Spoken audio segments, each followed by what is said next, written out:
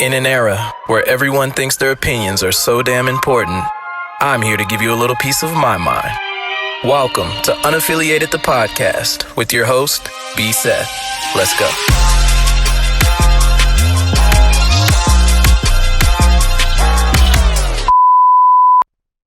4, 3, 2, and 1. Hello, world. Welcome to Unaffiliated the Podcast with your host, B. Seth.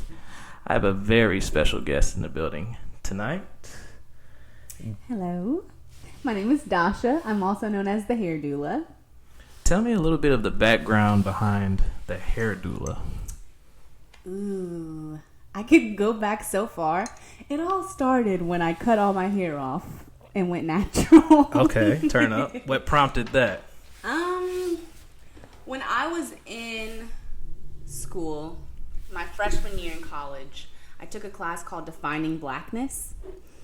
And it was taught by like a middle-aged white professor. What? We were all looking really confused when we first got in class. We all thought that we were in the wrong classroom when he walked in. About blackness. About blackness. Defining blackness. Okay. And he was like, yes, you are in the right class. I am your professor. We were like, okay.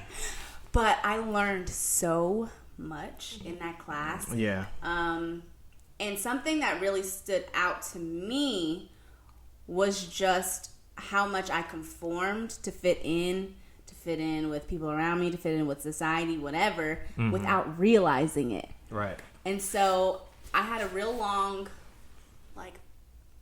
talk with myself about, okay, how do I love myself better? What do I really want to do? How much do I do because I want to do it as opposed to because I feel like I have to? You need to do it, right? Yeah. And my hair was one of those things that I really just wanted to embrace. I felt like I was on this self-love journey, and I felt like that was one part of myself that I had not yet learned to love. Right. So I cut all my hair off, and I went natural. And then people started asking me. First, people joked on me. Okay. They were just, how did the jokes affect you? They didn't. I didn't care because it was cute. I liked what I was doing. Yeah. And I mentally prepared myself for 3 months before I cut all my hair off. Who joked on you? Just Everybody. like random people, your family, your friends? My family, my friends. Your man? Not people. Everybody was joking on you? I didn't have a man at the time. I didn't have a man. I was single. Mm-hmm. So it was my family, my friends. My dad did not want me to cut my hair. Really? No, he didn't. But after I cut it, he could not keep his hands out of it. He was like, it's so soft. Okay.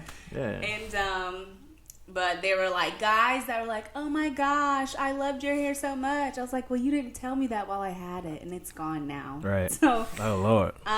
But then it started to grow back, and people were like, whoa, your hair is growing really fast. Yeah. And they're like, what are you doing? And I was just like, I'm taking care of it. I'm doing this. I'm not really doing that much to it. I'm leaving it alone for the most part. So I kind of became known as the girl that you go to for natural hair advice. Okay. And so that's kind of where it started. And that's before I had the name, the Hair Doula. Mm-hmm. That name actually came by way of a friend. She literally thanked me. And she was like, and thank you for being the Hair Doula. And I was like, that's kind of catchy. Yeah, that is dope. That. I was always wondering, what is the Hair Doula? What does that mean? Yeah. Well, if you think of a doula, like a birth doula, they help to bring new life into this world. They help with the before, the during, and the after. And you bring new life into people's hair journey. Yes. I help dope. with the before, the during, and the after. And it has to do, again, if you think about a birth doula, it's not just about the process of giving birth. It's about the mentality, your lifestyle, your mindset. It's about all of that stuff, getting you ready for the entirety of parenthood. And so I really want to prep people to love and embrace their hair and ultimately themselves. That's dope. Thank you. So how long have you been on this journey? Just when did you cut your hair? Ooh, I cut my hair December 19th, 2012. Mm-hmm. So that means I've been natural, what year is it? 2021? 2021, yes. So yeah, math. I've been natural that many years. Okay. So when did the brand come together? When you realized you wanted to be this voice almost? The brand came together, I'd say early last year. Maybe even the year before, like, but really, really early last year, early 2020. Yeah. Like January 2020 is Okay. when I started kind of going harder at it. But it wasn't until the beginning of this year when I really started seeing results and responses. Because I did this like 30-day challenge on YouTube where I posted a video every single day for 30 days. Yeah. And that's when I started really getting more traction. Okay. Dope. So, what are your like? I got so many questions. The Hair Doula here on Unaffiliated the podcast. You guys go follow her. What's your @ real quick? At the Hair Doula. The Hair Doula. Everywhere. On Instagram, YouTube, Yep. Facebook, Twitter, Facebook, Twitter. everywhere. All right, dope. So, like, what is your mission statement? And I don't want to get too technical because I know as starting businesses and stuff like that, or a branding and boom, boom, boom. Just give me like the casual. Like, what do you hope to give to the people who might tune into you or look for advice from you? I hope to inspire people to become the best, most authentic version of themselves is always the goal. Just in everything that I do in my life, I feel like people often want to be other people, and then we miss out on the gift that is them. True.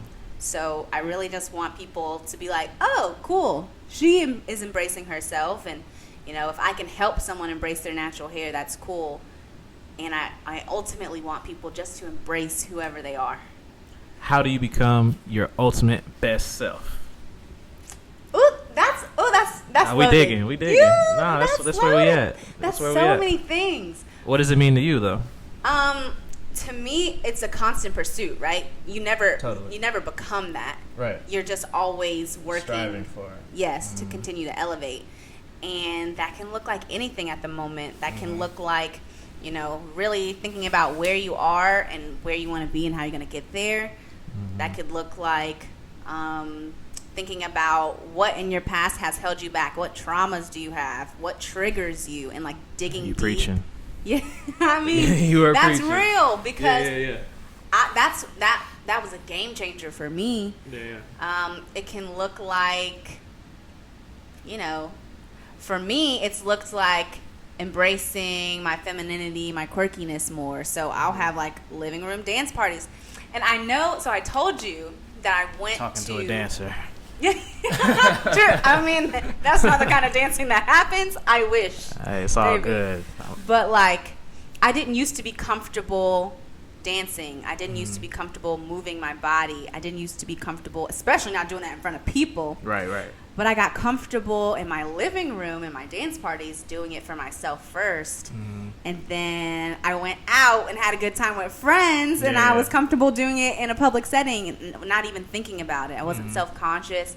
I was just having fun. Right. So, I mean, getting to that point of being your greatest, most authentic self, I think it's going to depend person to person. Right. But it's just like this pursuit of like freedom, just to feel free to be whoever it is that you are. You seem like you've been on a journey. Like, can you tell?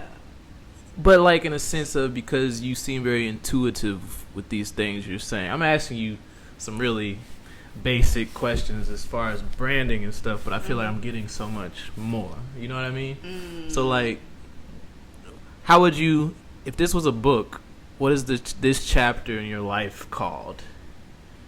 Ooh. If this was a book. Understanding? Honestly, I feel like it would be called Freedom. I could see that. Freedom, it would be called Adventure. It would be called something along those lines, because it might be called Yes and. Because Yes I and. feel like I've been saying yes.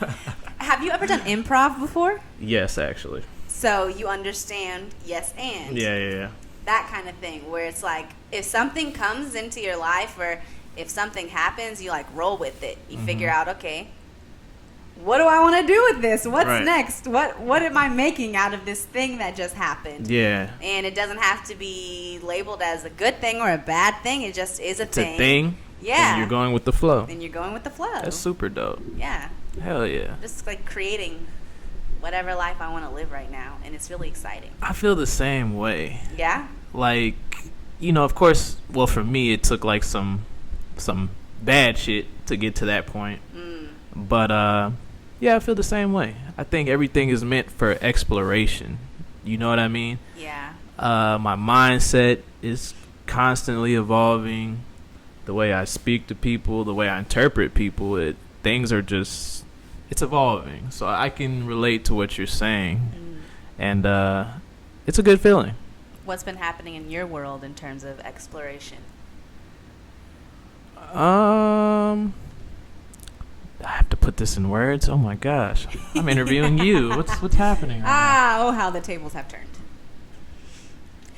now? I think for me, mostly, let's escape from the word of exploration for a little bit. Okay. I said understanding as your chapter title. That's probably my chapter title, to be honest, because I'm understanding things that are out of my control, in my control, and the idea of sometimes both things can exist. Yeah. And you kind of choose which way you want to continue. And that can go for a lot of things, you know what I mean? So that's where I'm at. I think in life we kind of choose, like in the fighting game, you choose your warrior or some shit, choose your path. Yeah. That's life. At least I feel like that. You just choose what you want to go through, and hopefully that option liberates you in some way, shape, or form. Yeah. Yeah. Life is a bunch of choices. I agree. It's about what you choose. Mm-hmm. And getting deeper than that, it's about why you're choosing. And sometimes it doesn't have to be that deep. Sometimes you just choose. Is there always a why? No, there's not. Really? You don't I think don't- there's always a why? Even if the why is because who cares? But you don't think there's always like a why? Because that's a why too, low key. Especially if we're Sometimes- talking liberation. Sometimes, hey, let's just let it happen. That's a why. That's true. That's a why. I think the why can be as simple as Mm-hmm. this is just what I'm choosing. Period. Like, I'm choosing this because, and what I've learned, and what was big for me, because I am like a perfectionist, kind of. Yeah. And in so, what sense? Just as an artist, just in general? just OCD? in general. I'm a So, little OCD, if you haven't noticed. See, I have all the snacks like perfectly Yes, aligned. And everything. shit, you know what I mean? But yeah, go ahead. that's not where mine is. Mine Okay. is more so in my presentation of myself, I guess, to the world, and in my work. Has that changed since It has your changed. journey of becoming more free? It has changed. Mhm. It's scary though. Mhm. So I used to let my fear of imperfection and disapproval stop me from doing anything. Yeah. I wouldn't do anything. I would start something and I wouldn't complete it because I I can would relate. get scared. I Right. would overthink it. Mm-hmm. Or you Nah. want it to be spotless before you present it to the world. I want it to Yeah, be yeah. perfect, and nothing's ever going to be perfect. So there's always something to tweak. There's think always there's- something to do. I think a lot of artists can relate to that Yeah. for sure. And so now I'm just kind of like, well, the best way for me to figure out how it needs to be improved is to just put it out there Yeah. and let it get some feedback. Is to just, So right, that's exactly right. Yeah. yeah, and Mhm. it's quicker, it's easier because you're sitting there trying to gather all this data, Mm-hmm. and it's just a bunch of what ifs. When you could just make a choice and do it and see what the actual if is. Yeah, it's theoretical. Yeah. So like, I agree completely. Like even with the podcast, like at a point, it's just like just push it out, and the people will tell you what's wrong, or when you see it back, you're gonna know what's wrong. Versus Yeah. just trying to audit it before you even create it. That doesn't even make sense, and it keeps people from creating stuff half the time. So I agree completely. And I'm Like, sure things have gotten better.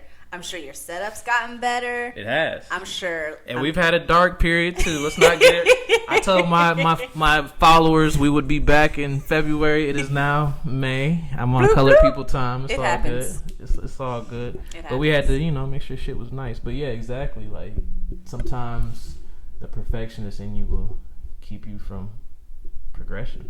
Yeah, Is that a bar? that is a bar. The Drops perfectionist mic. in you. If the mic could drop, boop. The perfectionist in you will keep you from progression. Is there such thing as perfect? No, there's not. Maybe perfect for you. Perfect period. I don't even know if that exists. I mean, Because if we say perfect for us, we're usually not factoring in every aspect of us, which sometimes could be the things that might be seemingly negative. I can't talk right now. Negative, but could impact us in a positive way. I don't even think perfect for us exists. that's getting deep. If deep, we're deep. using Because our I don't our believe perception. in negative and positive in the Oh. way that it is used traditionally. How do you believe negativity and positivity? This is where we've stumbled onto something now. Maybe. Hair Doula. Let's do this. So, I feel like when thinking about things like negative and positive, good and bad, we're judging something without seeing the full picture.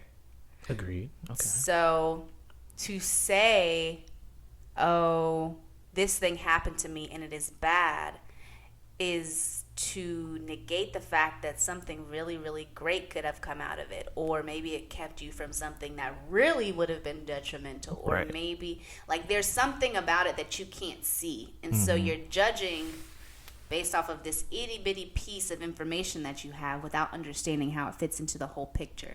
Be sure to follow Unaffiliated the podcast on Apple Podcasts, Spotify, and now on YouTube.